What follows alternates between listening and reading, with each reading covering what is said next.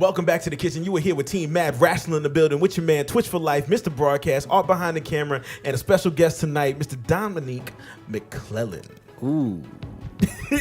Boy, that came out so silky. First time he got it right. McClellan. I had so many people butcher my last name. But I like that. Appreciate it. Yeah, no problem. Glad I could get it right. Today we'll be talking about filmmaking, and your new project, Silence is Compliance. Yes, indeed. Join us on this conversation roller coaster.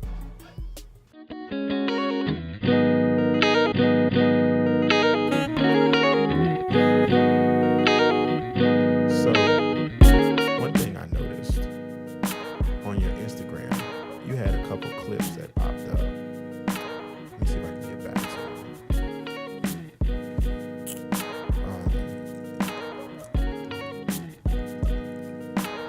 So, like, you're acting in a lot of your stuff. Yeah. Bro, I was very surprised. Pleasantly.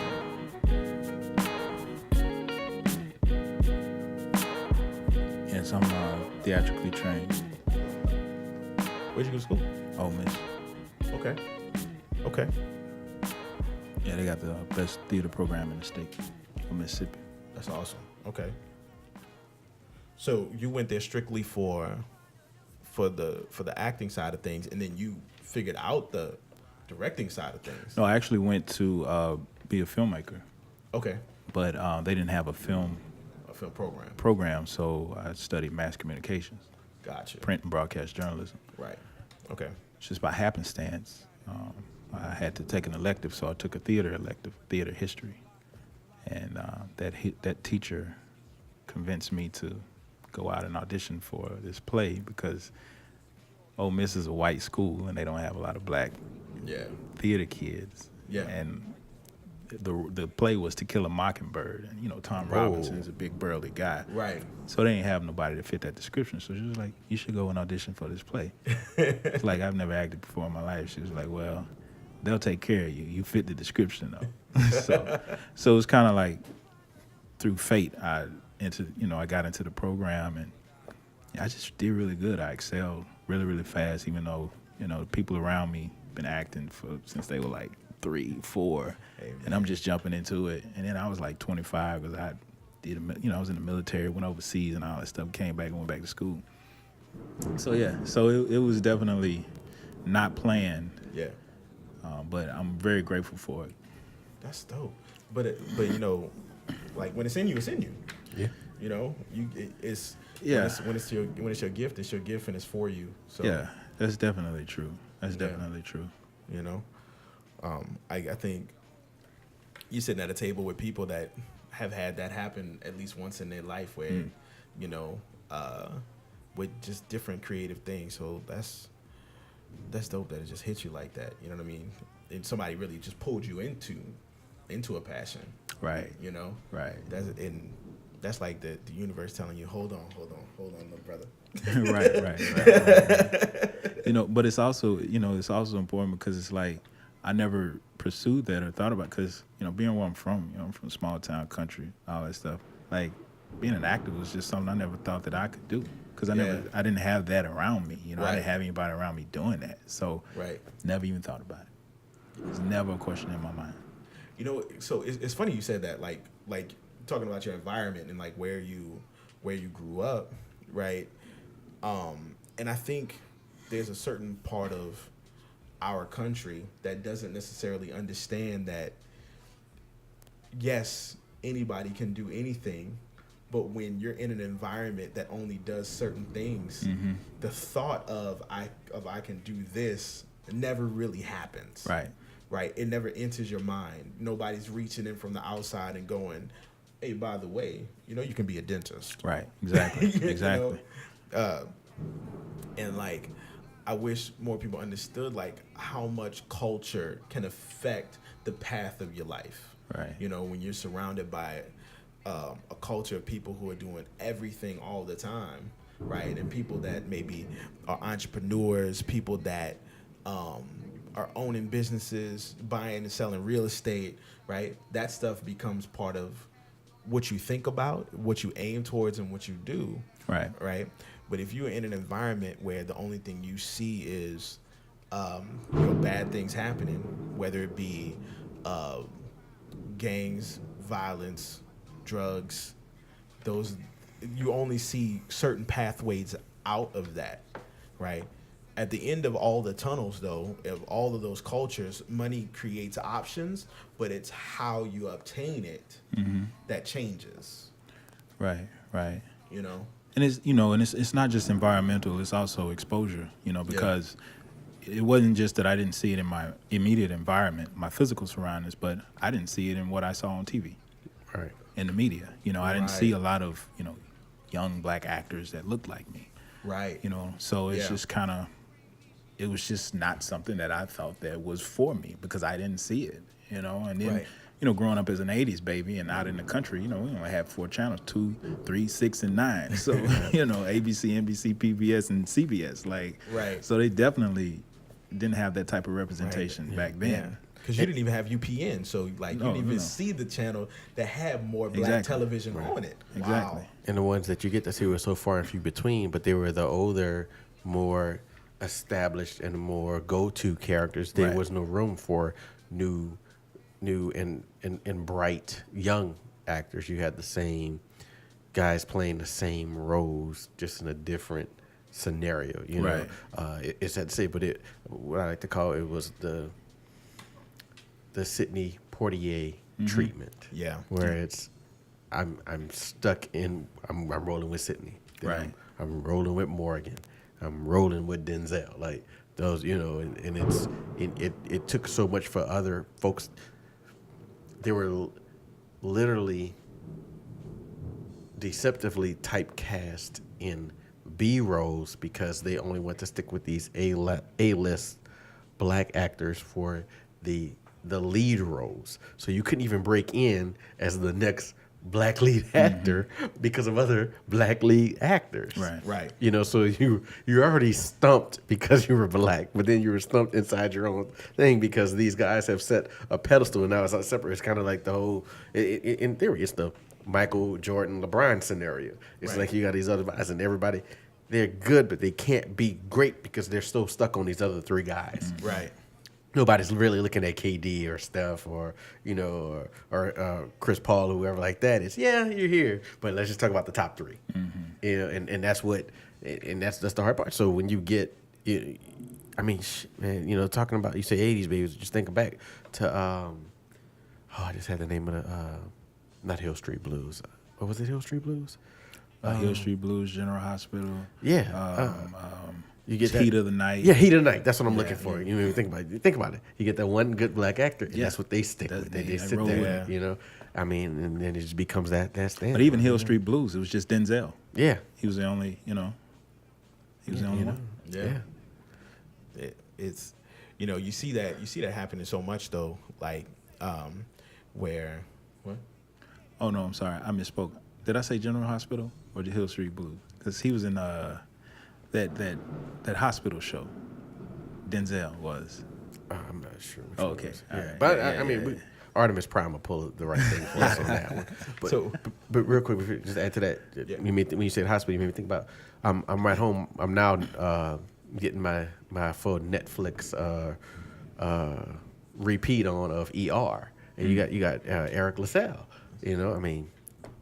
Now I'm just getting at the part where Omar Epps is showing up, right? But still, again, who's the staple? Right, and that's it. Yeah, that's it. And then guess what? They brought 2 other black actors in, and they got AIDS. Yeah. So that's the representation. That's what you get, right? Yeah. And just not in just that industry. You were talking about being in a box, but then being in a box inside a box. Yeah. Right. You see it all the time. You don't think about it until you think about it. But when you're competing for something, whether it's acting, whether it's to be an engineer, whether it's to be a poet or a video creator, people that look like us have to be the best at what we do in order to just get the foot in the door. Right. You see so many other people that are on a level that you would look at and be like, that's mad mediocre. Like that's mad average, as you've heard me say before. Got that from my homeboy Jason Fox. But like they're on this mad average level, and you're like, how are you doing that? And like I've been over here tailoring my craft, working it, you know, becoming an expert, becoming more than just an engineer, becoming a scientist with it. And how are you there and I'm here? Right. You know what I'm saying?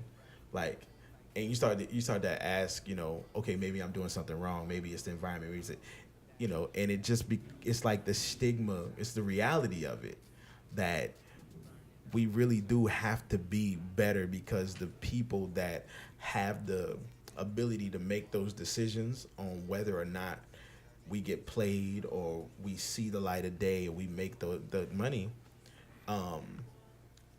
like they only look at us if we can make a difference, instead of being like, hey, look, you know what, I need this, you can do that, let's go. Mm-hmm. Right? And I feel like we've got to be game changers in order to do anything. You know, which one was it that did the movie Get Out? It was Jordan Peele. Jordan Peele, right? He had to like make a ridiculous movie with a ridiculous message in order to like break out in that industry. Mm-hmm. You know what I mean? He couldn't have came with anything less. He'd have been looked over, right? It just been like the silly comedian that, you know, that tried to direct. Right. You know, which is why we don't see a lot of us be on those big pedestals. And the only time you see them is for something dynamic. Like you look at Denzel, the first Oscar he won was Training Day. Mm-hmm. You know, and had to play the villain. Right. He had to be the bad guy. He had to play into the stereotype, you know, in order to get that Grammy. Denzel's done ridiculous roles. Like Man on Fire is like the best movie ever made, you know. John Q, man. John Q. Ridiculous performance. However, it's not until we play into that stereotype, that stigma, that we see something come from it, you know. You know, it's just something that sits on my mind here and there. What's up? I give you that, like, I don't know if you guys seen the meme, but it's like somebody posted it, and they're like, so you mean to tell me Angela Bassett played Rosa Parks, Coretta Scott King, Tina Turner, Betty Shabazz, Biggie's mama, then got her groove back, burned her cheating husband clothes, gave birth to the king of Wakanda, and y'all still can't give Auntie no Oscar? But, I mean, I get that's a meme, but think about, like, all the people she has played in that theory, you know. But in you know, and that makes me think about Chadwick Boswick. You know, he's gone from playing for us. We've talked about this before. I brought this up in the show before. He's played all these real life Jackie Robinson, James factual Browns. heroes for us. Mm-hmm. But it took for him to play the King of Wakanda to truly get that recognition from the rest of the world. Not, you know what I mean? Like, to really be recognized after playing all these other roles, you know? Yeah. And now that he's recognized, people are still, again, sitting with that top three of the Morgan, of the Denzel. You know what I mean? There's, you know, he's trying to push his way into that, and you got Michael B. Jordan trying to push his way. But going back to this, we only see the same three. Right. You know, so it's hard for us to see where we can fit in if the same three are only the ones getting the roles. But the thing about the same three is, like, they are guarantees outside of the United States. They're guaranteed box office draws. Like, that's, at the end of the day, it's all about money.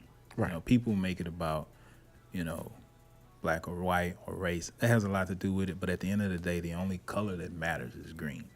So if you're going to make money, then the opportunities will be there. And outside of the United States, it's kind of like it's tricky, you know, because that's where movies make the bulk of their money. Right. You know, you think like, oh, you did this much in the United States. Well, the United States is just one country. Outside of the United States, you have many, many more countries. No. So that's as a producer or filmmaker or even a production company, you have to think about the overseas sales. And so you have to go with the box office draws. Right. So, Will Smith is an international box office draw. Denzel is now, since Equalizer, a box office draw. He wasn't quite all the way international until Equalizer. Now he's like bona fide. Yeah. So Chris Tucker was a box office draw internationally. That's why they paired him with Rush Hour. That's why they paired him with Jackie Chan. China.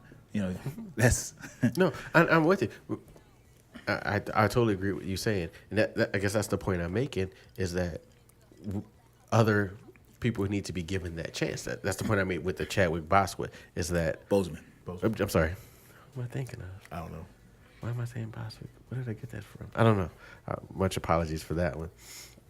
Is that when he was allowed to venture out and do this Marvel movie that allowed him to go international with the cast that he had, it proved it can be done with no discredit to Angela Bassett when I say that, but with that normal big 3 star power, that it could still succeed. Right. And that's what I'm getting to is that for the young 80s baby who's looking for that chance because they're sitting on a big 3. When do I get my chance to prove myself? Because it is about the money. I totally agree with you on that.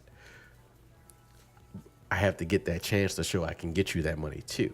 And that's the fight that I'm talking about. And I don't mean black or white, even at that point when we're talking the money of green, because it's whatever scenario. It's Wonder Woman, the woman produced and directed, movie. So it's on many fronts. It's that course of getting that chance is what I'm speaking of. He's talking about that end. Yeah. That hey, you know what? I'm gonna try this. Right. You know what I mean? And I think it's changing. I think For sure. Traditionally it's been your top 3 and the same in your traditional white media. It's been your top 3 or 10 or 15. I mean, comparatively, it's not equal, but as we move forward, we start seeing a lot more well-known black names coming into your popular media. I mean, one of the big conspiracies that are not conspiracies, but the big stories that are popping up now in the news is this Idris Elba and James Bond conversation, where the population have it was a completely unofficial vote, but they were looking for who should play the next James Bond, and Idris Elba got 60% of the votes. Yeah. And then you had a lot of blowback because He's quote unquote James Bond isn't black. Right. But James Bond is a fictional character. Exactly. And so that's where people get so tied up on the idea that James Bond's a white guy. However, and I heard this before on another podcast. Somebody was talking about it, and they said, what are the top 10 adjectives you would use to describe James Bond? And if white is any of those, you've got an issue, because the white shouldn't be the thing you think about when you think of James Bond. Correct. So that's it. It just happened to be a thing. It just happens to be right. Because I mean that's where it came from. That's who wrote it. That's the culture of the story. Right. It doesn't mean that the story can't change. Right. But Doctor Who. Right. Yeah. Right. Mm-hmm. Talking about the change happening, we see it, and it's right in front of our face. This latest drop, the Crazy Rich Asians, right? What's that? The first time in 35 years or 25 years, it's been a full Asian cast. You know what I mean? To do something like that, and they are destroying the box office right now. So yeah, it is happening, and I'm glad it's happening, right? And that's going to give a lot of young filmmakers of different ethnicities a chance to see another environment see another pathway out of whatever environment they're trying to be out of, you know, and be pushed into their passion. Mm-hmm. You know what I'm saying? And that's a beautiful thing. When you see that, when you see young people of all creeds and colors having the ability to choose something different than what their fathers chose, or what their brothers chose, or what their uncles chose, or what their friends' dads chose, right? You know, it doesn't matter if everybody in your family's a doctor, right? That's not the only way to be successful, right?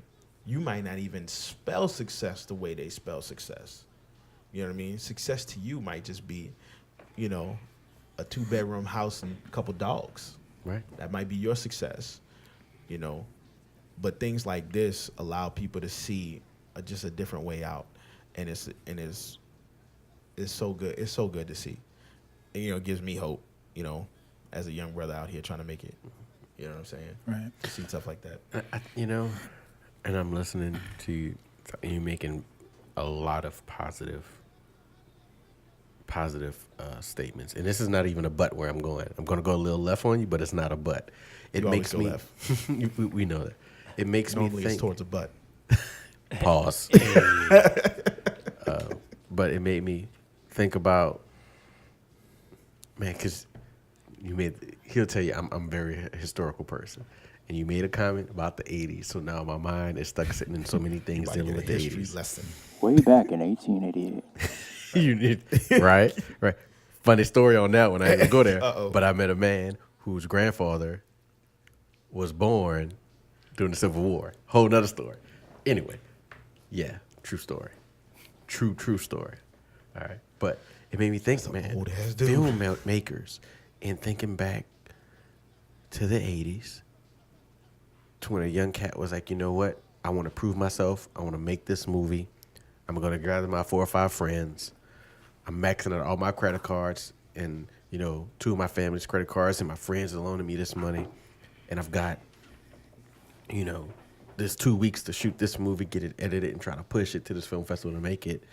And had he not had that support and that backing and not that work ethic and not that belief and not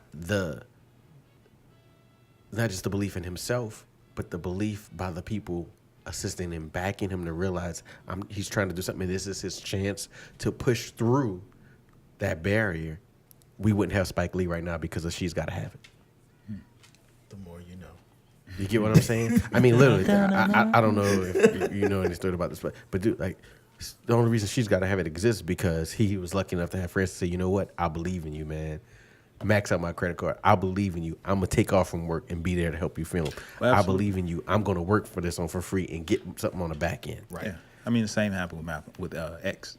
Right. You know what I'm saying? So that's really very, very important because especially when you have to, you know, people need to understand the importance of film. You know, it's not just overall it's for entertainment, but for us it can be so much more than entertainment. It's about putting the proper representation on the screen to kind of balance everything, you know, because we're already getting one perspective. Right. We're already getting one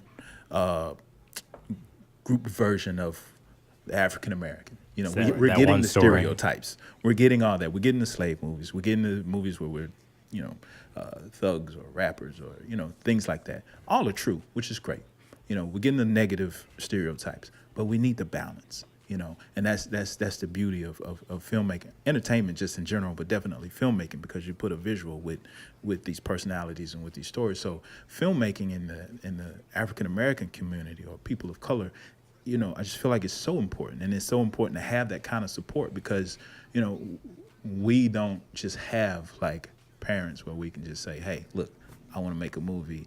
Can you go into my trust fund or to your savings and, you know, loan me this, you know, $5,000-$6,000 so I can shoot this short film. So it really is a community type of action where, you know, it is important that we come together and support, you know, young filmmakers because they are the ones who are going to lead the vision in regards to how people see us in the future. You know, they have that capability. Film is so important. Agreed. And I think part of the problem, I'm gonna tell you, is I'm gonna stir a little bit of feathers. Go ahead. Not, I don't believe in here, but in theory, out there to America. Do it. And That's what it's but all I'm gonna be honest with this. I think, and I'm hoping if you guys step back and you can have a moment and relate to this. I think where some of the breakdown happens when it comes to filmmakers and true of the arts actor and actresses is that we have so many social media ideology of these models who do these little bit pieces of things, or the video models who say I'm an actress. You get what I'm saying? And I'm not hating you for getting your money. You're talking about the misbranding of things? Yes. Yeah. Yes. Right. Yeah. Hey, I'm not taking away from your hustle when I make this comment, but I'm taking away the misbranding, the misrepresentation of what you're doing compared to what you're saying you're doing. And the picture mans who work for the $25, 4-hour cut, who are undercutting the true photographers and videographers trying to make a way to get that money to make their art. So when you're still just starting out and say, you know what, I'm gonna shoot a wedding or something like that to get my name out there so people know, so to get some money in my pocket to make the movie I want to make, right? You get the people saying, oh, you're trying to charge me $400 for 4 hours? Right. Because the picture man up the street, my cousin's ain't gonna do it for free.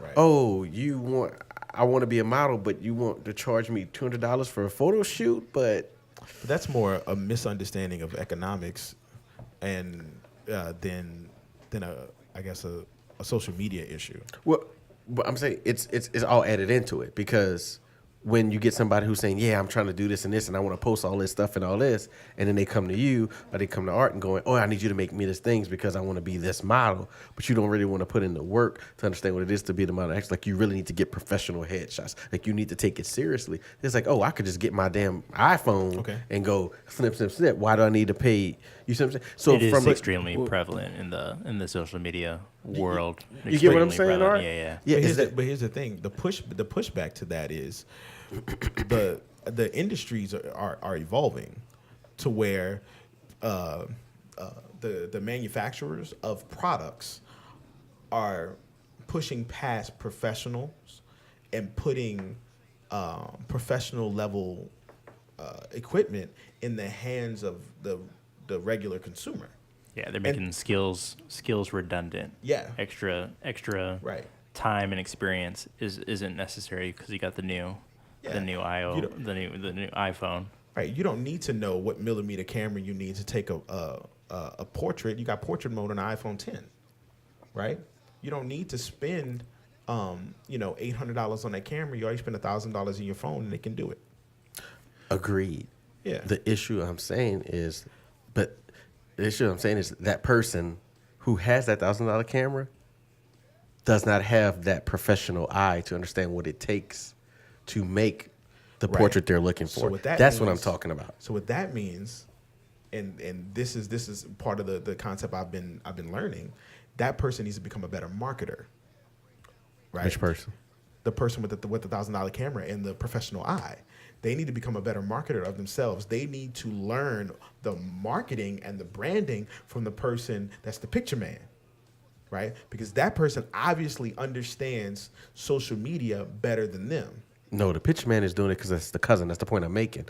When I work with you, but my cousin can do it for free. You get what I'm saying? I understand what you're saying. Yeah. I think you're missing the point I'm making, is that when you're dealing with people who are going, I'd rather put free or cheap in front of getting it done correct, is what I'm getting to. Is that we're skipping the folks who are putting the bloods. Like, I'll use an example.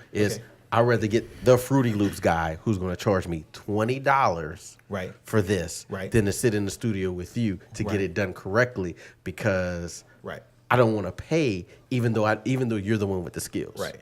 I get it. So how do you, I'm just My pushback is how do you that's a market marketing- yourself? that's So a how do you marketing market issue. yourself to say no? Don't go to your cousin for free. Because in my mind, I'm saying, but my cousin could do it for free though. So it's about attaching value to your skills, right?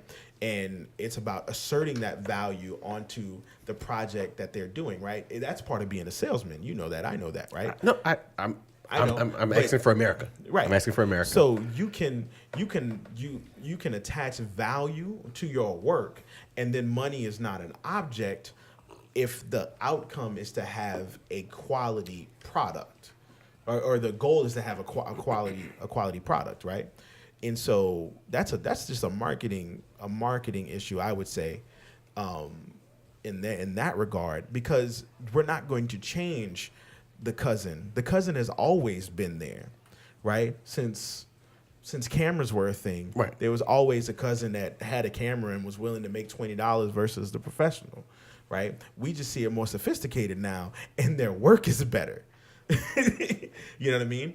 You know, they got a Note 9 in their hand, and their work looks professional now, whereas before it didn't. Before it was just like, oh, okay, yeah, you had your cousin do that, but now it looks like you had a professional photographer do that.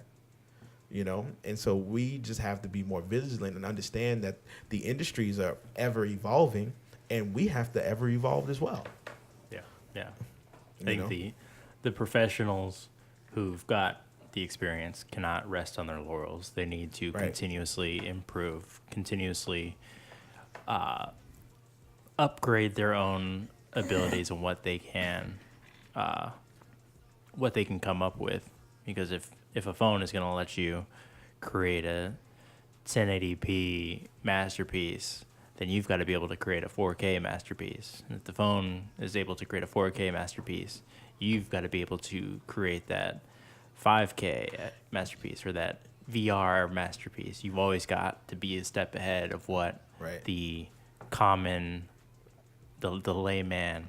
But you've also got to be able to create that personal connection between you and that person, to where you're understanding what they need before they know they need it, right?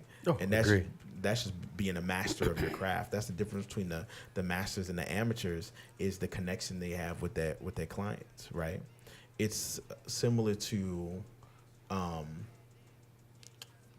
like, for instance, Art working on a project now where the person he's working with, Art already knew the first time he watched the video, boy, you need a smaller shirt, right? He knew what type of look that was going to give him, and the guy was looking for that but didn't know how to achieve it, right? Yeah, he could have got somebody for a lot less than he's paying Art to just shoot the project, but it's those things, right? Like, you need a smaller shirt. Let's change your background, right? Let's, let's cut your hair different. Let's focus on this object versus this whole area, right? That makes him a valuable asset to that project and worth the money. You know what I'm saying? And so that's my message to those people that are trying to figure out, like, hey, how do I overcome free? Be valuable, right? Matter of fact, be invaluable. You see what I'm saying? There you go. Yeah. Now we're there. Now we're there. Which leads now to my next point. Because, I always got to come back around. He always got to come back around. I got to do. So, all right.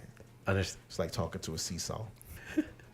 You in future conversation, you're gonna learn. Whenever I make certain points, it's a whole object to get to another point that I'm waiting to reach to that part. But I need everybody to get involved into that.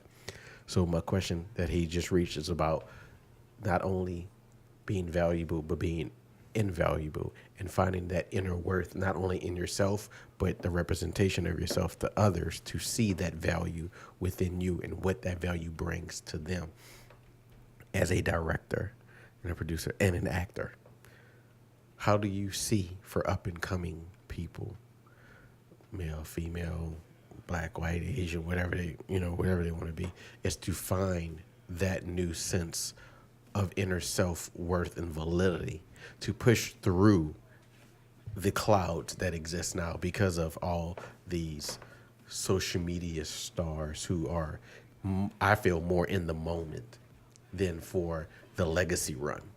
How do they find their voice to push through and say, hey, I'm trying to bring something more? What do you, I'm asking from you, from your experience and your knowledge on that field. Well, you know, just to touch on a couple of things, you know, I told my actors, I think about 3 years ago, I was directing a stage play that I wrote and produced.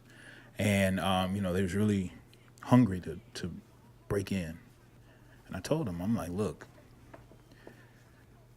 if you really want to break in fast, you need to start using your social media. You're an actor. Use that to your advantage. And this was before the social media celebrity, you know, because I saw it. Like, I saw it. Like, as a director, if I'm casting somebody and I want my project to be seen, then I'm going to cast somebody that has eyes on them, because they are going to then promote my project. Right. So if I put a social media personality in my film, even if it's just for a bit part, and this person has 750,000 followers, well, a good percentage of those followers are going to see my work. And, you know, that's a form of promotion. Most of them didn't do it. Mm-hmm. And I see now they're starting to do it because they're starting to see. But Tyler Perry did that with Medea's Halloween. He cast multiple social media celebrities to be in his film as leads. And that's why it did what it did at the box office. He already had an audience. Well, they already had an audience. Yeah, but I'm saying for like the project, it was just a culmination of those actors' audiences. He was saying right, exactly. He already had an audience from those actors. Just from those actors, yes, right. Absolutely. There's a film on Netflix, I think it's called The Babysitter. Multiple social media personalities in that film, and that film is like, it's doing really, really, really, really good. So it's you have to be able to, you know, you can either be in it for the passion, or you can be in it for business, or a little bit of both. You know, just kind of have to figure out, you know, why are you in it? Because it's a business. Mm-hmm. Like, it's the movie business. Like, those two words go together, you know. So to do it and excel, you have to think like a business person, and you can't really wear your heart on your sleeve. And so to just basically answer your question, you have to pick what it is that you're passionate about, and let that kind of be your anchor. Yeah. Let that be, you know, for me, it's social injustice, it's women's issues. Like, those are my two big things. Things that afflict the African American community. Like, that's kind of like my area. All of my work has some element that speaks to that, and that's, you know, that's kind of like my anchor. Now I can build around that, but I got a good anchor. Mm-hmm. And it's also something that everybody's talking about today. So it's keeping your ear to the street as well, you know, and figuring out what is the conversation that's going on today in the media or in music, in the news, and kind of make that your anchor point. Because if that's your anchor, and if that's what everybody's talking about, people are going to listen, because it's part of the universal conversation that's going on in the country. Right. Gotcha. You know what I'm saying? So it's kind of, you can do what's, you can try to find a way in, but, you know, the smart thing to do is be strategic about it and look at it like a business, not like, oh, I'm just going to do this because I think it'll be fun, or it's just something I always wanted to do. Because like the conversation you had a little earlier about the ease of getting all of this tech that can do so much into the hands of novice people. Anybody can make a movie. It's everybody running around with a camera. Photographers, everybody has a camera. I used to shoot events in New Orleans. Like, everybody and their mama got a camera. Bring their camera to the club, to the concert, just because they wanted to get in free. Get on the stage. Oh, you know, they ain't really taking pictures. They just got the camera because they wanted to be in that. Everybody got a camera. So it's kind of like you have to look at it like it's a business and treat it like that. Because if you really want to excel or succeed, it's really no playing around. Like, you really have to think strategically. It's real. And that's kind of like, that's my advice that I would give to anybody that's getting into this game. It's like, look at what's going on. Look, I stay on social media. I'm looking at who's hot. And I'm like, how can I attach this person to my project? Even if they're not an actor and they got a hot product, how can I partner with them to get their product in my film? Because this person got 1.6 million followers. You know what I'm saying? Right. So it's adapting to what's going on. You may not like it. It's like, oh, these social media people, like, they ain't real actors, but guess what? People looking at them, they gonna help with the bottom line, because I'm gonna tell you who's looking at them. Those big studios out in LA, these big time producers, that's who's looking at them. Regardless of what you say about them, that's who's looking at them. And them the people that's getting cast over people that's been theatrically trained since they were 3. Right. You know what I'm saying? Because it's a business. That's what it is. Right. It's about producing numbers. Yes. Yeah. I think you gotta start with that passion, right? You gotta start with that. What makes an actor something? You gotta start with the moral interest in the craft, and then you have to go and get the skills to be able to perform, and then you have to get the ability to turn all of that into a product. And that's what you're talking about. That's that business bit. The folks that don't want to turn into a business may be passionate, but they don't value the idea of turning that into something that's going to be their one thing, their big, their money maker, the thing that they can live off of. You can't live off of passion. Right. Mm-hmm. That's true. Now earlier you was talking about every project you have has an anchor, right? Right. And you have a project upcoming that you're casting for now. Right. Right. The name of that project is Silence is Compliance? Silence is Compliance, yes. Right. That's right. So since I know everything you do has a purpose, what's the anchor that's going on in that project? Well, this project was inspired by the Me Too movement, basically, and it addresses sexual assault. It addresses the issue of sexual assault in the world of, I don't want to say Hollywood, but just because it's not just exclusive to Hollywood. Like, it's even just actors in New Orleans, actors in Atlanta that's just trying to get their foot in the door. Like, it happens. It may not go to certain levels, but there are different levels of sexual assault or sexual harassment of some sort. Right. Like, I know actors personally that have experienced some level or some form of sexual harassment or unwanted advancements. And so, you know, that really, really inspired me to write something to address that. And so that's what Silence is Compliance is about. Now, my work is always told from a unique perspective. You know, the film that I have just got distribution with a streaming platform called Salts. It addressed the issue, the black and white issue when it comes to actors being cast for certain roles. You know what I'm saying? Like, yeah. And so this one, and it was told uniquely. You know, you're watching it, and it's a cast of white actors, then it just flips to a cast of black actors, and it goes back and forth through the whole piece. You know, just kind of seeing where everybody's bias is. Like, who'd you like better? You know. So this piece is told uniquely, and this is the first time I'm saying this out loud, so I hope I don't shoot myself in the foot. Because no one knows what this story is about. I'm very secretive about my work until it comes out. But I think this is important, and it's important enough to say. But this perspective is told, this story is told through the perspective of a young man who works for this person who is in a position of power, who is doing the assaulting, you know, using his power, saying, well, you know, I know people, or I can get you cast in this role. Just that Harvey Weinstein. Yeah, that type of position. But in the news, there's always somebody who knows, who is bringing, like, these survivors, they were victims, they're now survivors. They didn't just walk up to this person's room by themselves. Someone brought them, and it's usually an assistant.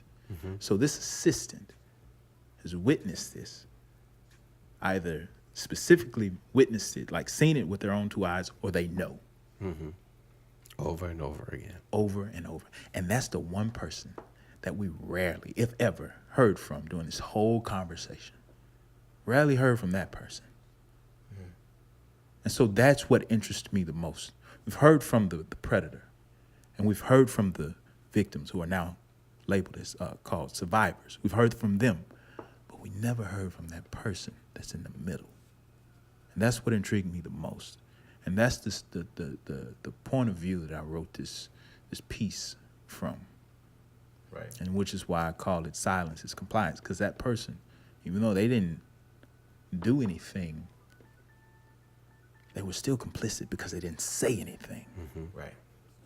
And they're probably in the trio, right? Because it's three: the victim, the abuser, and then that person. Right. They're probably the most conflicted. Absolutely. And we follow this journey. Yeah. We follow this journey. Yeah. And it's I feel like it's a really, really powerful piece. And I made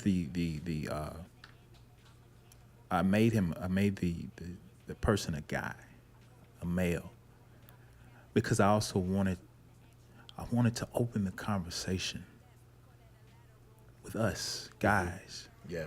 We don't talk about it. We don't even realize how many women that we encounter on a daily basis that has been a victim of some form of sexual misconduct. We have no clue. It never crosses our mind that the woman that we meet in the coffee shop, that we pass by in the grocery store, the meter maid is putting a ticket on our car, relatives who have hushed this secret to the back of their mind because of the stigma that surrounds. We have no clue because we don't talk about it. We don't talk about it, so they don't feel comfortable talking about it. You know what I'm saying? Right. And it's us that's doing it. So of course they're not gonna feel comfortable talking about it. So the purpose is to create a safe space where this conversation can happen. Yeah. And using this male, he's a protagonist / antagonist, because in the end, he ends up making the right decisions. But to show that it's okay to take the lead as a male. Yeah. And I feel like, I'm not going to say that's the answer, but it's a damn good start. Yeah, for sure. That's powerful. Yeah. That's real powerful. Now I want to see. Yeah. I mean, it's crazy. Like, I want to go back maybe about 10, 12 episodes ago. We were making like a little reference.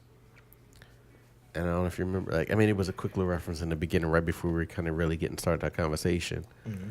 But it was the whole idea of back in the day when you go clubbing and you meet the girl in the club, and by the time you meet her, she's pissed. But that's because by the time she made it to where you were, 10 dudes then hit on her, then grabbed her, then rubbed on her, then hey boo, hey what's up Red, all this. So by the time you're trying to be the nice guy, remember we had the nice guy conversation? Right. By the time you're just like, hey, how you doing? And she's so pissed with the other 10 guys, she doesn't even recognize your sincerity in what you're doing. Right. But we never stop to say on our end to think about what caused that reaction, and play back in the moment. Well, like you said, by the time she made it to us, all that stuff hasn't happened, and to the point to where we talk with each other and say, "Hey, we need to check ourselves because of what it does through that whole process and how it affects her."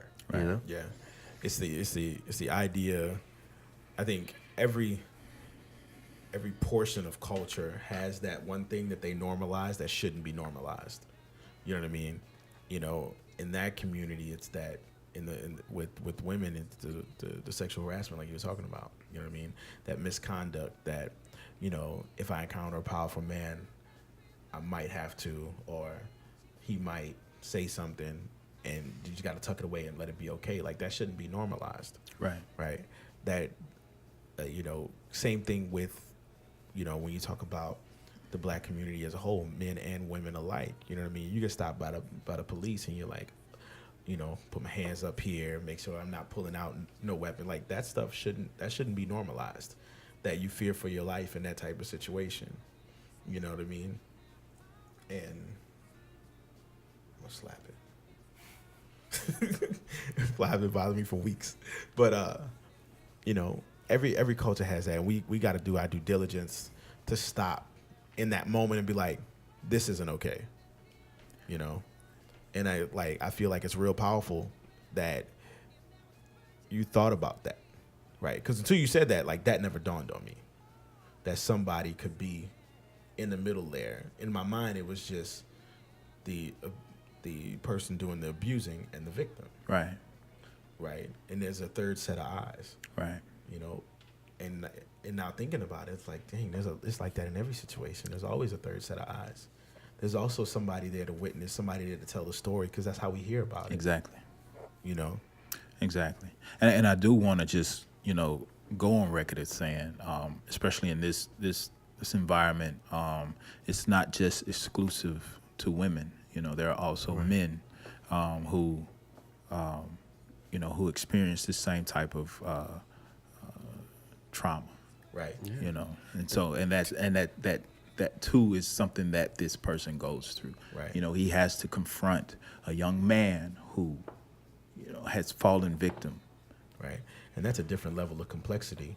I'm not saying it's better or worse, but I am saying it's very different, because as a man, you're surrounded by other men that tell you that if something like that's happening, like, that's a good thing. Right. You're not a man, or you're not a man if you don't think a certain way. Right. If you don't act a certain way. Right. Yeah. You hear, and this is on the men's side. You hear men say, and it it becomes I can't remember the word I'm looking for, so I'm using the word normalized. But you can't rape the willing. You hear that phrase a lot, and it's like, wait a minute, who said I'm willing? Right. Just because that's a beautiful female and I happen to be a man doesn't mean that that's wanted. Right. And it can happen on both sides. It's just a different level of complexity. It's not better or worse, but it is definitely a different complex to that. Yeah. And I just, the conversations are, because I've been privy. I've been an athlete. I've been in many locker rooms. I was in the military 10 years. So, guy talk is just, I've heard it all. Yeah. And I just feel like we need to, it's important that we change the narrative, when it comes to women. Like I went home for my birthday weekend, caught up with some old friends and whatnot, and I kid you not even 30 seconds after what's up, this is that and the third, the conversation immediately went to, oh yeah, you down in New Orleans, I know you got all the, doing this and doing that, you probably got, it's just nothing but conversation about women and sex and, how many I got, or how many they think I got, how many, immediately. And I'm just sitting there and I'm just listening. I'm like, wow. But this has been that conversation since I've known, right? These guys and other guys and other guys. Like, it's just, It's so normal. But it wasn't until I started doing this work that it really started to stand out to me. Like, this is the problem. Because when we get together, that's what we talk about. We don't talk about, man, the next girl I meet, I'm going to make sure that she wifey material. I'm going to make sure that I'm putting myself in a position or a place that I can raise a family and, we can go take trips, this, that. That's rarely the conversation. I'm not going to say it doesn't happen. Right. But it's rarely the conversation. Yeah, if anything, it's about beating the brakes off of somebody. Yeah.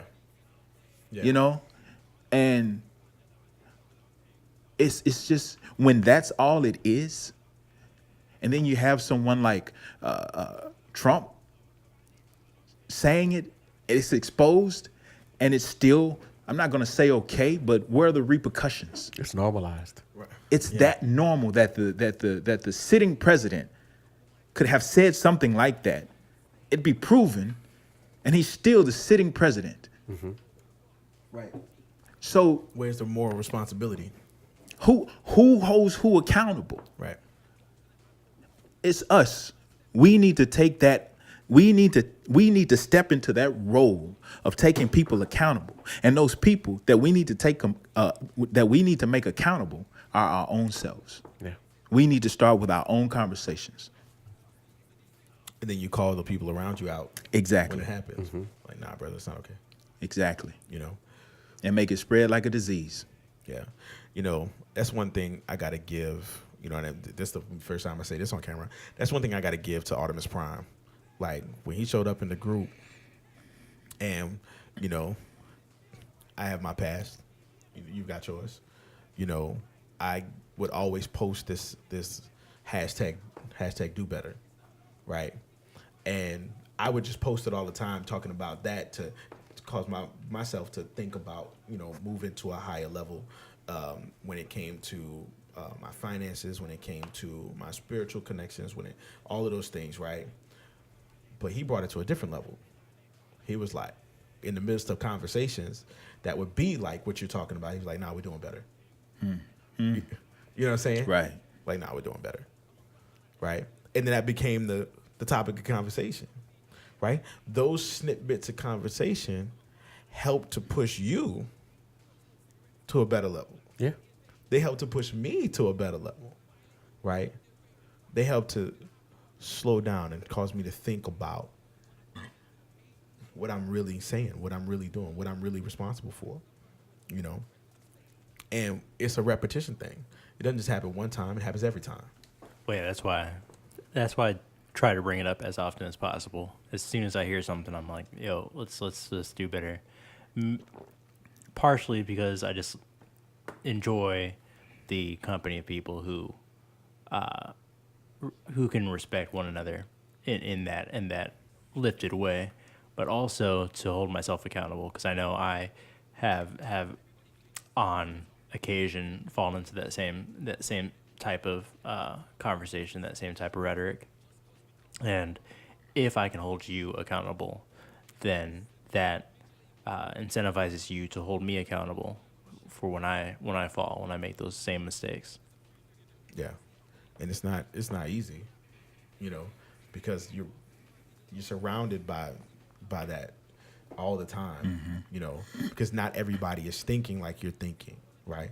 Which is why you just have to surround yourself with like great people that are better, that make you better, and you make them better, right? All the time, every time. It's just like, it's like pumping the handle on the well.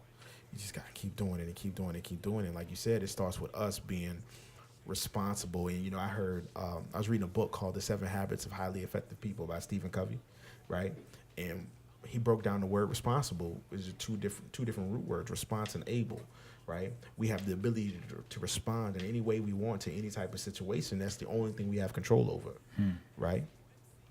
And if you're taking responsibility for your actions, the only thing you have control over in that situation and every action is your response to an event that happens, right? Somebody says something, the next thing that you do, you have 100% control over. So what are you going to choose, right? Are you going to choose to do better? Or are you going to choose to be the same person that you were 5 minutes ago? You know, being better, changing the country, changing the world starts small decisions. One choice, one after another. You know what I'm saying? And, you know, bringing it back to the project that you're working on, I'm interested to see how that evolution happens, how those small choices bring that character to the overall right choice, right? Right. I'm interested to see the bad choices, right? Because it reveals something about yourself when you're able to see somebody else make those bad choices. You have to ask yourself, would I have made that choice? Right. You want to believe that you're a better person until you're in that situation and you're like, dog, I fell into the same trap again. Right. You know? Yeah. You know, the unique thing about this, yeah, I can't say that. That's gonna give too much away. Okay. Man, that's like the meat That's and all right. potatoes. Right I was there. just That's about to all say right. the funny thing about the meat and potatoes of the movies. Wait a minute. Wait a minute. Wait. Wait. We're not here to get all the secrets. Yeah, We're just here to entice them. You know, give them a little sample. You know, it's I'm telling you, and the the other thing is, I'm also doing a documentary to pair with the film, because I want to attach real voices to the film as well. Okay. So it's going to come as a package, because even though this is a film depicting true events, I still want to have real voices speak out, because I just think we need to hear that. We need to see, because we have this idea of what we think a sexual assault victim / survivor looks like. Mm-hmm. We don't think it looks like your mama. Right. Agree. You know what I'm saying? And that's where we got the game messed up. We don't think it looks like your aunt. We think it looks like whatever the stereotype that we have. Chester, the child molester. That's what we think about. Right. And it's just, we need to see it for what it is. And that's why I say filmmakers are so important, especially when it comes to marginalized groups or communities, because we are their voice. Yeah. And that's why I say it's important to attach yourself to something that's going to be your anchor, because you become the voice for that. And that's if you find a person that's under 17, they spend most of their time looking at media. They spend most of their time looking at media, and that's what they're being influenced by. Right. And if you have the power to create media, then you have the power to create an influence on the people that are consuming media. Yeah. And a child, especially under the age of 17, their brains are still developing. So you have an opportunity to actually have an impact, positive or negative, just depends on the type of media that you're producing, to have an impact on that person. And so that's why, I feel like, filmmakers are very important. Even musicians, which, I have my thoughts about that. I was listening, and I was doing my work, and I was like, okay, I'm just listening. I'm gonna put the YouTube on the hip hop station, and I'm gonna just listen to every YouTube video that plays. Every YouTube video that played, I didn't hear any positive content. You know what I'm saying? I just didn't. Now, I'm a rap fan. I'm a hip hop fan. I love the ratchet stuff. I love trap music. I love D-boy music, all that stuff. And I think it's all great because it's somebody's reality. Yeah. But the thing that's missing is the balance, and that's it's difficult to, I'm not going to say it's difficult to change that, but I feel like filmmakers have more opportunity to get their media out in front of people than an artist that's looking to make positive music. You know what I'm saying? Yeah, like people not trying to hear that. They're not trying to hear that. And they're willing to watch it, but they're not ready to hear it. Yeah, for sure. Yeah, and the industry is not ready to promote that. I was looking at an interview with our Ice Cube, and he said, the A&Rs are not looking for positive music. They looking for D-boy music, trap music. That's something that's what they're actively looking for. Something you could play ratchet in a club. Yeah, and which I still feel like that's fine, but let's just get a little balance. Right. Even for every 3 trap artists that you sign, just sign one conscious rapper. Yeah. Mm-hmm. Even that will be better than what we have today. And so it's just, I'm big on media being influential. People be like, oh, it's just music. It's just, people listen to this stuff all the time and they don't go out and shoot people or sell drugs. I'm like, but you have, it doesn't, it's still influential. That's why music is so popular, because it's so powerful. Right. Like, it evokes a feeling. Yeah. Like it encapsulates memories. Like you can listen to a song today that you used to listen to all the time 10 years ago. And you remember all the things that you were doing back then. Yep. That's how powerful music is. Yeah. You know what I'm saying? So it's we got a lot of work to do. You know, we have a lot of ways to change things. It's just, you know, we have a lot of conscious rappers that are available to listen to now. The question is, how do we get that to the people that need to hear it? People not searching. They gonna do exactly what I did. I just went to YouTube and put it on hip hop. They not actively searching. Right. You know, and that's why I did. I'm just do what everybody else is doing. So it takes a label to put money behind them, to push them to the forefront. You know, like they do Cardi B, like they do Nicki Minaj. You know, they put a lot of money behind them. Yeah. And that's what it takes. But nobody's doing that for a conscious rapper. Now, there are rappers who are rappers and they have some conscious content, but they are not, quote unquote, I don't feel that they're, quote unquote, conscious rappers. Have you taken a minute to sit down and listen to like Logic, Locksmith? I love Logic. Yeah. I absolutely love Logic. Like, yeah. He's a different breed. Like, he's a different breed, man. Like, and I love how minimalistic he is. You know, he just comes out, jeans and a t-shirt, rock the show. Yep. Rock the show. Mm-hmm. Have you heard like Nipsey Hussle's latest album? I love Nipsey Hussle. I love Nipsey, bro. Man, I love Nipsey. Man, that video he got, it's like a movie, man. I was just like, I'm like, dude, this is some trap stuff, but man, But if you sit down and listen to what he's saying, oh yeah, he's he's trying to bring some the real hood, stuff. Yeah, he's trying to bring the hoods together. Yeah, you know, it's real. He's trying to bring the Bloods and the Crips back together and trying to merge the communities. It's him and YG, right? I think so. Yeah, he's got like a song with him. I think it's him and YG. I mean, but the whole album is crazy. Oh, yeah. The whole album is wild. That Victory Lap album is incredible. man. It is incredible. Let me throw something out there. They're just talking about what you're saying about the power behind music.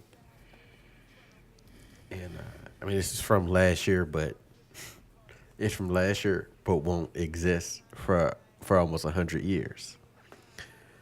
And Is this going back to my conversation about designer? no, but Oh. close. Okay. Close. I'm gonna bring that back up because I want to hear your it is. your It's input on not it. designer, but it's even better because it is that conversation. Okay. And it's a reality scenario, Okay. but it's with Pharrell Williams. Okay. And I want to say it's Louis the 13th. And Pharrell has made an actual album, a song, and it's made on a clay vinyl record with the soil from the Louis the 13th's Wow. vineyard or whatever you want to have. But this song will not be released till 2117. Jesus. And the only way this song will survive is if the people of Earth change the way that we're doing stuff with pollution stuff, because it's made from this clay. So if we continue with it, it'll just deteriorate. If not, be able to play the song in 2017. Wow. But it's a true song. Like he made. That's yeah, awesome. That's awesome. Yeah.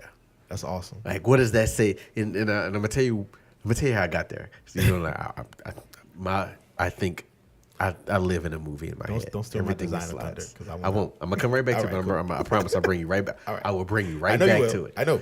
Because you'll see how it comes right back. Remember, Gotcha. I bring it back. What brought me to that is where I'm bringing it back to bring you back to your designer thought. Get to it. Is when you made your comment about the power of the music and how it can bring people together, it made me think about another little movie. Pretty sure it's late 80s. Bill and Ted's Excellent Adventure. Okay. And for as ridiculous of a movie that is, the conscious steps behind the purpose of that movie was how music brought people together in the future. Because it was their music Right. that created peace, that music that made harmony, that music that put everybody on the same heartbeat in the future. Yeah. And to bring that to the whole idea of this Pharrell song, which then brings us back to our conversation of designer where this reality has happened. Someone really did do this. Yeah. In 100 years, what do we do? But I'll let you take it from here with that. So my brain goes in weird places sometimes, and I was thinking, because I was watching, what movie was I watching? I think I was watching Star Trek, and what happened was, so in the beginning of the second, was it the second Star Trek, with Chris Pine playing Captain Kirk, and then he's laughing already, and your boy playing Spock. They go to this planet, right? And this planet, it has never had visitors before, right? And they get there, and they're trying to get some item or plant or something like that. And because these creatures or people were primitive, like they begin chasing, Captain Kirk, and I think it was Bones, not Spock. It was Captain Kirk and Bones, and they're chasing them, and they're running through the woods, and he's like, Spock, bring the ship up, right? And so the ship comes out of nowhere. They jump and they get teleported onto the ship. Well, all of the people that's chasing them, they see the ship and they're like, oh, right? And they start worshiping the ship, right? And so what happens is they begin to draw out the ship as being a god. Right? And I was thinking, I was like, at what point are we responsible for the music we make? Right? You hear like the song Designer, Timmy Turner, right? Timmy Turner, right? And I was like, what if one day the earth goes through an apocalypse, right? And everything is destroyed, and the only piece of music that survives is this song, right? And you've got a portion of people in the world that are worshiping Timmy Turner as a god. You know what I mean? It's like, is that what we want to leave behind? You know what I mean? Is that going to be the legacy? Right.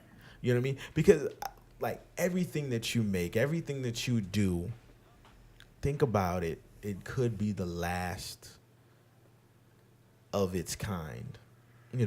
I watched a movie called Equilibrium with Christian Bale. You seen that? Oh, I think I've seen that. I have 3 copies of it on DVD. That movie is incredible. So in this society, they have banned feelings because they believe emotion is the root of all war, right? And so they have this serum that they take 3 times a day, and it blocks your emotional inhibitor in your brain, and it inhibits all the emotion, so you don't feel anything, right? And you get it from a place called Equilibrium. Right. Well, what they do is the society is closed off, right, from the rest of the world, and they have this outside, like, kind of abandoned apocalyptic environment where people are out there and they're gathering artifacts. They're gathering things like the Mona Lisa, like the Mozart's symphonies and Beethoven's symphonies and things like that. All of these pieces of art that evoke emotion, right? But since the society is there and they're like, hey, emotion it causes war, they're burning this stuff. These priceless stuff, things that we hold dear, things that we see and we're like, this can't be replaced. Nobody can do this again, right? There's not another Mozart out there that's going to rewrite this stuff if it completely gets destroyed. And they're burning this stuff from this just place of ignorance. And, I think about that, it's like, is what you're leaving behind going to be good? Is going to be bad? Well, I think you're gonna have, especially when it comes to art, you're gonna have art that's profound and prolific, and then you're gonna have art that's just pure entertainment. I think where the rubber meets the road, as far as like what we have today, like in front of us, is what gets pushed the hardest. what gets pushed the most. And should that time come when there's an apocalypse, that's what people are actually going to be privy to first, because if Timmy Turner is the things that's being pushed the most, that's what's going to survive or be left, when the apocalypse happens. But if something like, Dear Mama by Tupac is pushed the most, then that's what's going to survive. So I think it's not about what's being created as much as it is about what's being pushed, because being a creative, to stifle one's creativity, or to say, well, you should maybe create something more like this. I don't think that's fair to the artist, but to recognize that there is somebody else over here creating something different, and pushing that just as much as you're pushing, what it is you're looking for. I think that's the piece that's missing, just from my perspective. It's like, you have a lot of excellent filmmakers of color, just going back to film, but, they don't get as many opportunities as their white or non-black counterparts. Ava DuVernay, her show, Queen Sugar, has employed the most black female directors out of any show. The most. She's given opportunities to the highest number percentage-wise of African-American females or females of color. So they're there. They exist. It's just the opportunity. Mm-hmm. That's what's missing. They're not pushing. They're not putting the same energy behind a certain group as they are others. That's what's missing. It's not that we are incapable. It's not that the interest is not there. It's just the push and the opportunity. That's what's missing. I know too many filmmakers of color. I know too many actors who are of color that are just they're just stuck in New Orleans, just stuck. It's like, do I move to LA? Do I move to Atlanta? It's like I'm not getting booked. Like what? And New Orleans is considered Hollywood South. Like everything in New Orleans to make a film is in New Orleans. But why isn't New Orleans, when it comes to people of color who are in the business or in the industry, why isn't it growing like, let's just say, in Atlanta, or even in LA? There are groups out there in LA that are reaching success. But I feel like there's not a lack of talent. There's not a lack of drive. It's just opportunity. But when you see the opportunities going to these people over here, then you're just like, well, shit, this is what I need to do. So I'm going to change my whole thing up. Mm-hmm. Yeah. I'm going to do what they doing because them the ones that's getting all the backing. Right. If I am a conscious rapper and I see this person over here that's rapping about drugs, that's calling women bitches and hoes in their music, that's holding money up, got guns flashing in their videos, if them the ones that's getting backed and getting booked and getting deals, even if it's a shitty 360 deal, like I don't know that, but it looks like that's what's going on. Right. That's what I need to do to get on, because at the end of the day, like I still want to eat. Mm-hmm. Yep. That's what it boils down to. You know what I'm saying? Yeah, so it's opportunity. Right. That's the to me that's the end all be all. You know? I think there's so much. just into what you said, I think there's so much nuance in that whole idea. I think I agree with you. I think opportunity is huge. I think the opportunity needs to come from someone who values, and to do that, we need to change the values. We can't. I mean, you have Will Smith, who was a clean artist from beginning to now. He's been an actor, a clean actor from the beginning to now.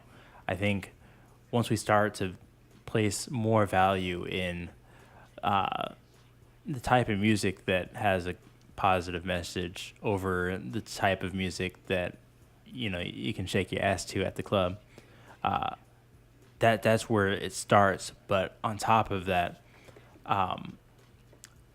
I think I would disagree in that. I think while the opportunity is huge, I think there has to be a lot more different smaller changes to be made. For example, I think the culture of New Orleans, no matter how much I love the city, does not value the nose to the grindstone work that places like Atlanta and Hollywood do. Like the folks that live out there, the folks that make something of their lives, are working 3 or 4 jobs just to be able to live there. Whereas here, we can get away with acting during the day and working in the service industry at night, which is what the vast majority of the the performers, the actors in the city that I know, at least, they're spending their days trying to get parts in musicals, and they're spending their nights at the local bar mixing up a Sazerac. I think there has to be kind of a balance of effort, extra, getting down into it, learning new things, being out there, networking, social media. I think the effort, not to use a quote that one of my new employers likes to use, but effort always wins. If somebody's really putting their all into the end goal, they will eventually make it. There has to be an opportunity for them to get there. It can't all be, you doing everything. There has to be an outside force that opens up to let you do that. But I think there has to be a mix. It has to be a mix of the effort of the individual, the change of the values of society in general, and the opportunities available for the individual to grow. I work hand in hand with actors on both the film and on the film side and the theater side. Mm-hmm. And I'm gonna just say that I definitely disagree with a lot of what you just said, because I know actors who are on that grind. Like, they are on that grind. They taking trips to Atlanta. They taking trips to LA. They taking trips to New York just to get jobs. Right. You know what I'm saying? So, it's the effort is there. The grind is there. There's just no industry in New Orleans that could take an actor to the next level. There is no major production company in New Orleans. There is no major equity theater company in New Orleans that can take an actor to the next level. So you can grind all you want in New Orleans, but trying to get to that next level, there's no industry there. Right.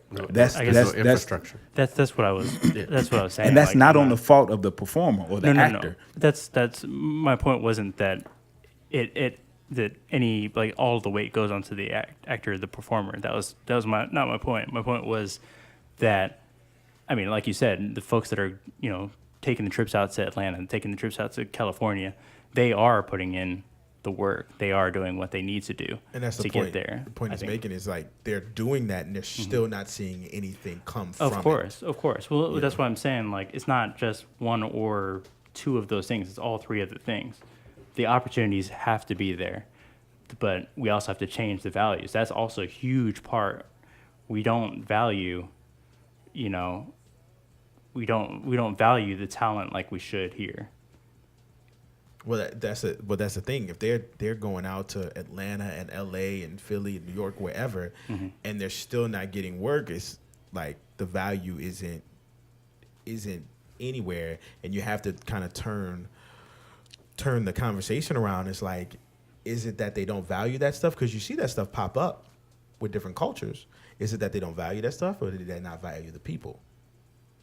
Right? And is it just South? Is it ethnicity? Is it style? Whatever it is, right? But I think the biggest question we need to be asking is, how do we make the opportunity happen? Yeah, and that is the thing. Like, regardless of whether the grind is there or the ambition is there or not, the fact still remains that there is not an industry here. Right. So whether you have the grind or ambition or not, it's not going to matter, because there's no industry here. Right. And for here specifically, Hollywood South, that's a problem. Yeah. That is a problem, because the industry, it helps the local talent achieve what it is that they look to achieve. It helps local businesses, right, in some way, shape, form, or fashion. It creates opportunities for people on the other side of the camera who maybe were like me growing up, didn't see that around them, so it's like, well, I'm not going to pursue that. But to see it happening in their own backyard, right, and especially to see people that look like them behind the camera, being grips, being gaffers, you know, hanging lights, doing electrical. It's like, oh my God, you know, my daddy was an electrician, or my uncle, or my pawpaw was like, I could do all of this stuff. My cousin was a carpenter. Like, I've seen this. Like, that's where I can apply what I saw growing up. I could apply it right here. Right. So industry is so important. Right. You know, you see, like, where were we? On the West Bank. They're building the facility. Yeah, the new studio. The new studio. Yeah. You know what I mean? That's huge. You know, that's a huge jump in the right direction. Right. You know, for the city. You know, and that's going to create those, you know, some of those opportunities you're talking about. You know, but it's not just that. Like, there's so much to be captured in the essence of New Orleans and in the essence of the South, that it shouldn't just be that one studio. Exactly. It should be more than that. I mean, you were talking about the diversity coming from, you know, the movie industry moving in and big production companies being there. You know, I go to Atlanta every now and then, and one thing I see about Atlanta when you're talking about the impact on businesses is Atlanta has a lot of unique businesses that wouldn't survive in other places, but they survive in Atlanta, and partially because unique industries reside there, right? You know, just to bring one up, like, you walk around New Orleans and how many bookstores do you see? Very limited. Every 2 blocks in Atlanta, there's a children's bookstore. You know, if you're in Atlanta or Decatur, there's a children's bookstore everywhere, right? I went into like 5 or 6 of them. I bought a couple books. I don't even have kids. I was like, man, this is cool, right? And I also saw, like, there was a children's barbershop, but it was a barbershop and a toy store. Wow. That's dope. Right. So the kids get to play with toys while they get their hair cut, and they don't move and squeal and all of that stuff because they're playing with toys. That's a unique business idea, right? That happens in a place like that because there's so much diversity happening, right? Atlanta's got so many unique incentives for new businesses coming to the city, right? They're like, oh, you got a unique idea? Cool, here you go, right? In New Orleans, they say, oh, you got a unique idea? Hope you make it. Yep. You know that's where I was getting ready to go with it. Yeah. It's and I know I said it at our meeting we had, but I think one of the issues that we have in New Orleans is the crab in the barrel mentality. That's one of our issues. That's not the only one, but that's one of our issues about why the infrastructure can't make it, because we don't create enough power behind our own self to stand on our own feet for the infrastructure to come here, whereas in the LA or in Atlanta can do that. Because before Tyler Perry had Tyler Perry Studios out there, Tyler Perry had a group of people willing to back him and say, we gonna hold you up. Mm-hmm. Yeah. You get what I'm saying? That's the bottom line. Let's just be real about it. Right. He had a group of people saying, we're gonna hold you up and make this happen. And that's in a whole bunch of other things, man. Is that here in New Orleans, it's just so sporadic. Like, people get into their own like little clique and a little group, and it doesn't grow past that, and then it festers inside of it, and then they split up, and then that's it. And then they go about their business to other areas. They don't try to rebuild or rebrand or recreate. They move away and they move on. Yeah. And it's nothing that stays here for us to say. There is no there is no more Cash Money deals happening. That's the bottom line. There is no come see us because you know what? We're already coming to the plate with what we got, so you have to come here and do better for us to want to do business with you. There's no one standing up to say that we've done enough on our own for when you want to come step up to the plate, you have to bring more to make it work for us, for you to be there for us to get on board with you. Right. Well, I think this just spawned in my mind from what you just said, and I bring this up at my day job all the time. Is that I ask people, I said, what industry do you think we in? Right? I mean, I work retail. So what industry, like I tell my managers, what industry do you think we in? And like, oh, we sell phones. I say, wrong. It's not what we do. I was like, we're in the industry of people. Right? Customer service. We're customer service, right? Even though we do transactions on a daily basis, our business is relational, right? And the mentality has switched for your big production companies, whether it be music, whether it be film, right? The mentality of, you know what can I do for you? Because you're about to do something crazy. You're about to do something incredible. You're about to change the way people look at whatever this is. So what can I do for you? Now it's what can you do for me, right? And no, there's nothing I can do for you, big production company. You have everything, right? And so it's like, the only thing I'm bringing to the table is new ideas. And if you don't like my ideas or the ideas I have now, you'll never know what ideas I have in the future. You'll never know what can come from me if you don't invest. You know what I mean? And you see those investments happening, but you got to have, 1 million followers, 1 million likes in order for that investment to happen. And I can understand why that is in 2018, right? I'm not mad at it, right? But the mentality has switched from the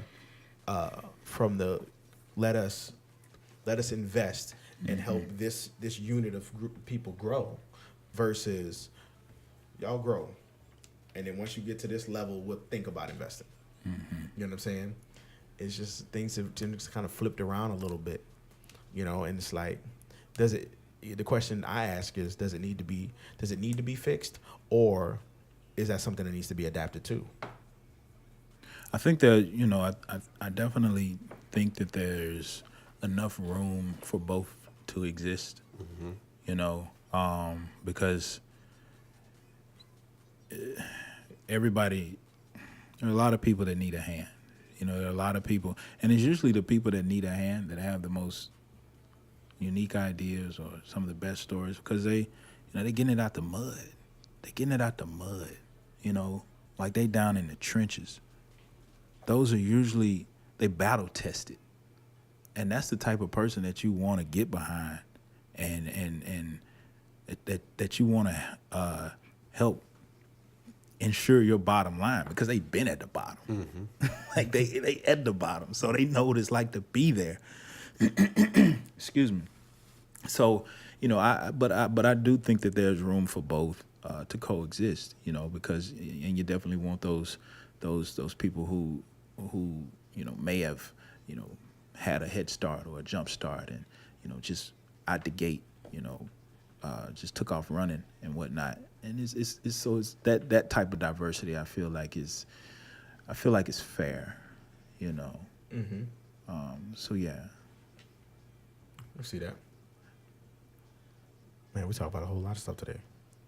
Yeah. We definitely did. There was something that I wanted to comment on earlier. I forgot I kind of remember what you were saying, but it brought me to, I think we were talking about how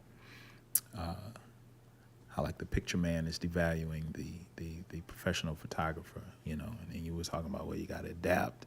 You have to, make yourself more marketable and things like that. And, I definitely feel like, I think about what, Napster did to CDs, or I think about how Blockbuster blew a chance to, partner with Netflix, and, Netflix just basically shut them down. Like there's, evolution is something that we really can't stop. So it's kind of like, how do you evolve with evolution and still be able to be the big fish in the small pond? You know, I think it's more so about that. And, you know, that's what kind of led me into, well, you know, I'm a filmmaker. And if I'm making a film, I know it's a lot of, you know, social media personalities out here that have a lot of followers. They may not be like bona fide legit actors, but I'm going to find a way to fit them into what I got going on. Right. Because at the end of the day, you know, it's kind of about that bottom line. Right. You know, if I had investors, they was like, well, how you going to get us our money back? Right. Well, you know what? I just landed Lala. I think I forgot her handle, but you know she got like 1.6 million. She either from New Orleans or Baton Rouge, but you know I just attached her to the project. You see how many followers she got? Like she's like, okay, all right, Yeah. that was smart. You know, as an investor, because that's what they want. How I'm gonna get my money back? If I'm gonna give you $150,000 to make this film, Right. how you gonna get it back? They don't care. Like they don't really care about what the film is about. The 4 letters that's most important to them, ROIC. Yes, yes, indeed. So it's about evolving with the evolution. Yeah. You know what I'm saying? It's just figuring it out. You have to be smart. You have to be savvy, and you have to keep your ear to the street. Like everything is so digital and so social media oriented. So it's like I'm in my social media now more than I'd ever like to be. Right. You know, I had to get another phone just to do social media stuff. But it's so important, especially I feel like, especially in this industry, that you are aware of what's going on. You're aware of the conversations, because being a writer, it's like, okay, these conversations can inspire a piece for me to write. Yeah. And if that's part of the conversation, and you're like, how am I gonna get my money back? Well, this is what everybody's talking about right now. Because you're going to see a lot of shows. Well, it's already started, but you're going to see a lot more shows coming out about police brutality, young black men getting shot by the police. You're going to see a lot of shows coming out that are written or directed by women of color. Like, that's a part of the conversation. So that's a selling point. Right. You know what I'm saying? Right. But timing is everything, too. Absolutely. That is the most important thing. You don't want to be too late. Right. And you don't want to be too early. Yep. Yes. You Yes, know, indeed. Because you can be way ahead of your time, like Dreamcast, and fail. Yeah. I had 2 of them in my house. 2 of them. And they would network together, wouldn't I they? still miss Crazy Taxi. And Ready to Rumble. That was my game. Yes, indeed. That's my game. Look, so thank y'all once again for joining us in the kitchen.